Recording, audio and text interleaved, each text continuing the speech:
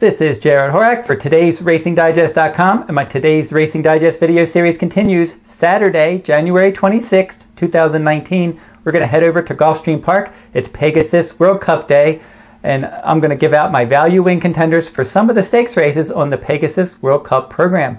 Let's jump right in, and let's start with the 7th race from Gulfstream Park. It's the Grade 3 Hurricane Birdie, and they're going to be traveling 7 furlongs on the main track. Your morning line favorite's the 4 Shamrock Rose. She won her last 4 starts last year, including a 25-1 upset in the Breeders' Cup Filly and Mare Sprint. That was a nice effort. She's 2 for 2 at this 7 furlong distance, but she does like to rally from off the pace, and there's not a lot of pace in here, and she's not going to be 25-1 in this spot. Now, my second choice in here is actually going to be the horse to catch. It's the 5 Blamed. Not a lot of pace. This one's 5-1 morning line, but I don't think that morning line's going to hold up. I think they're going to bet her down because she could be the controlling speed under Julian Leparoux. She's 6 for 8 lifetime with a pair of second place finishes, so she's always right there. She did finish second behind Shamrock Rose in the Raven Run last year, but if she can get out there and control the pace and the track favors speed, she could be tough to catch. Dream Pauline's one that's going to take money. Don't know if she wants to go 7 furlongs. All her races have been at 6 furlongs. And she did win last time out. She won the Sugar Swirl on December 15th, but she's going to have a distance test here. For my value top choice, I'm going to go with the 8, Stormy Embrace. 4-1 morning line, and I think she has a lot of positives in her corner. Now, she drew well in an extended sprint. She has early pressing versatility and the outside post. She likes this course and distance. Last year in the Grade 2 Princess Rooney at Gulfstream Park, in June, she got a 100 fire number. The fire number for today's Racing Digest, speed throughout a race. She got a 152 CPR.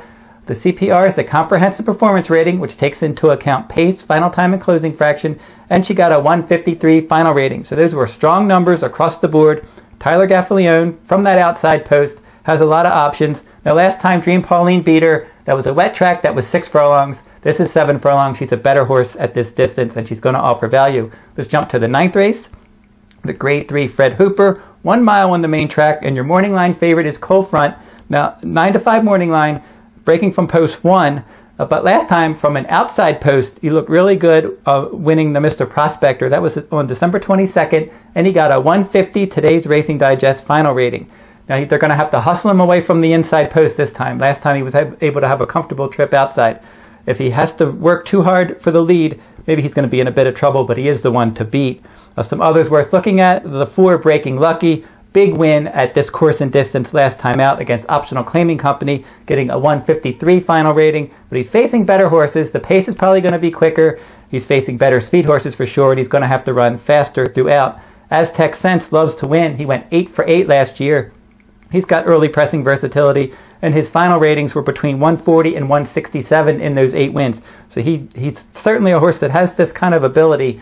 It's just a question of, does he have graded stakes ability, because he's never run in a graded stakes race before. For my value top choice, I'm going to go with number 8, Coppertown, 6-1 morning line. He had a troubled beginning last time out, and that just ruined his chances in the Cigar Mile. Speed was good that day. He likes to be up there. He didn't break well. He never really ran in that race. Prior to that race, he won 3 of 4 starts with a second place finish. And he earned some good final ratings in those victories. He got a 150 and a 155 in 2 of his wins. And he's beaten some good horses. He's beaten Pattern Recognition, who's in the Dubai in the Pegasus World Cup later today. Backyard Heaven, a graded stakes winner. So he beat those horses very easily on his when he was winning races. And he's one that he hasn't run much. He's got the ability to be up on the pace. If he breaks well, he could upset the field. Let's jump over to race 11, the Pegasus World Cup Turf. 9.5 furlongs on the turf course. A lot of ways you could go in here. Magic Wand won a Group 2 in Great Britain. She was 4th in the Breeders' Cup Filly and Mare Turf. Yoshida is your morning line favorite at 5-2. He won 2 Grade 1 races last year. The Woodward on dirt, the Turf Classic on turf. He should be coming late. Next Shares has won 3 of his last 4 graded turf routes. Fahan Mora, number 6, is the one to catch. Delta Prince usually finishes in the top 3, but I think he's better at a mile. Catapult, number 9, your second choice. He's finished 1st or 2nd in his last 6 turf routes. He likes firm turf, and he can go at least a mile and an eighth. He won the Eddie Reed at that distance. But I'm going to go with number 7, Bricks and Mortar for trainer Chad Brown. This one's 5-1 morning line. Came off of more than a year layoff, and he won an optional claiming race. That was a nice effort. That was on December 22nd at Gulfstream Park. And he earned some decent numbers there. And he's certainly eligible to even run better in this spot. As a 3-year-old, he won the Grade 2 Hall of Fame at Saratoga. And he was running with Yoshida, and they were trading decisions when they were both 3-year-olds. So now Yoshida's your favorite here. You have Bricks and Mortar at 5-1. He's 2 for 2 at Gulfstream. He has a turf bullet workout for this. He's got running style versatility, and he's one of the fastest in the stretch. That's something that Today's Racing Digest looks at, the horses that close the fastest. He's run his last fraction in 15 seconds or somewhere around that range in 5 of his last 6 turf starts.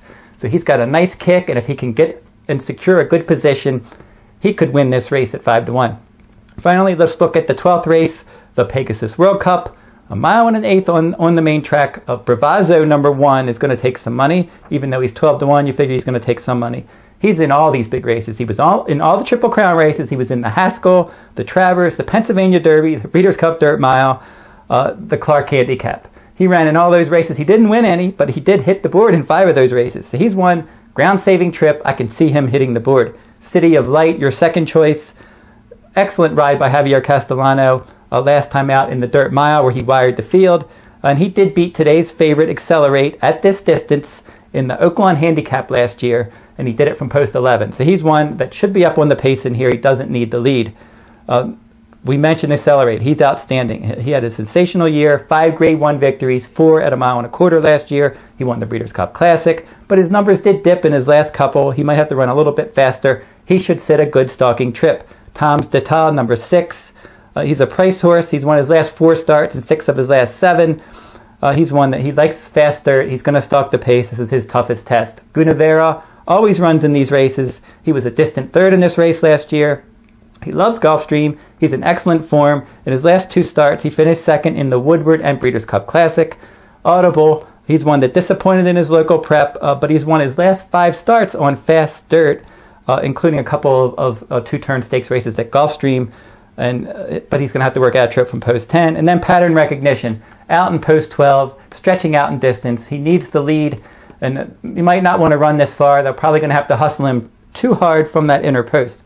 Now, strictly on value here, I'm going to go with number 4, Seeking the Soul. I don't think he's quite as good as some of the favorites, but he's 12-1. He was 5th in this race last year, beating 14 lengths, but that was from out in post 11. It's tough to win from these outer posts. He had a tough trip. He was coming off a win in the Clark Handicap heading into this race last year. Now, his last 3 starts, he ran well. He won the ACAC at Churchill Downs. Then he was 2nd in the Breeders' Cup Dirt Mile, a clear 2nd, a nice effort. And then he finished 3rd in the Clark last time out. Good post position, running style versatility, Grade 1 winner at the distance. He's going to offer value. Like I said, he's not quite as fast as some of the top contenders, but I'll take my chances at 12-1. If you like this video, give me a thumbs up, subscribe to my YouTube channel, make some comments. Who do you like in some of these Pegasus World Cup 2019 stakes races at Gulfstream Park? If you're interested in the complete digest for Gulfstream Park, go over to todaysracingdigest.com. It's going to be packed with information, analysis, all your Today's Racing Digest speed figures, and much, much more at todaysracingdigest.com. And then my full card analysis each day from Santa Anita Park, plus bonus stakes races over the weekend. I'm going to have all the stakes races from Gulfstream Park included in my Santa Anita full card on Saturday, January 26th. That will wrap up this week's video. I'll be back next week with another stakes race from around the country.